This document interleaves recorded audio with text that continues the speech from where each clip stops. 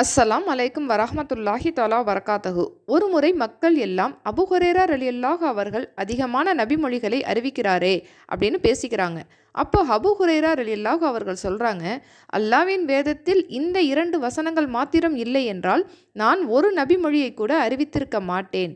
சூரா பக்கரால உள்ள 159, 160 இந்த 2 வசனங்கள் தான் அபூ ஹுரைரா ரலியல்லாஹு அவர்கள் அதிகமான நபிமொழிகளை மக்களுக்கு அறிவித்ததற்கான காரணமாகும். அவை என்னவென்றால், நாம் நேர்வழியையும் தெளிவான சான்றுகளையும் அருளி மக்களுக்காக அவற்றை வேதத்தில் நாம் தெளிவாக கூறிய பின்னரும் யார் அவற்றை மறக்கின்றார்களோ அவர்களை நிச்சயமாக அல்லாஹ் தன் அருளுக்கு அருகதையற்றவர்களாக்கி விடுகிறான்.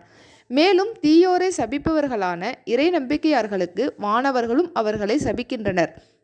ஆயினும் அவர்களில் யார் தம் குற்றங்களிலிருந்து மீண்டு மேலும் தம்மை சீர்திருத்தி இன்னும் தாம் மறைத்தவற்றை மக்களுக்கு தெளிவுபடுத்தியும் விடுகின்றனரோ அவர்களை தவிர. மேலும் அவர்களை நான் மன்னித்து விடுவேன். நான் மிக்க மன்னிப்பவனும் அருளுவதில் அளவற்றவனும் ஆவேன். இந்த 2 வசனங்கள் தான் அபூ ஹுரைரா ரலியல்லாஹு அவர்கள் நபிமொழிகளை சேகரித்து மக்களுக்கு எடுத்துச் சொல்வதற்கு காரணமாகும்.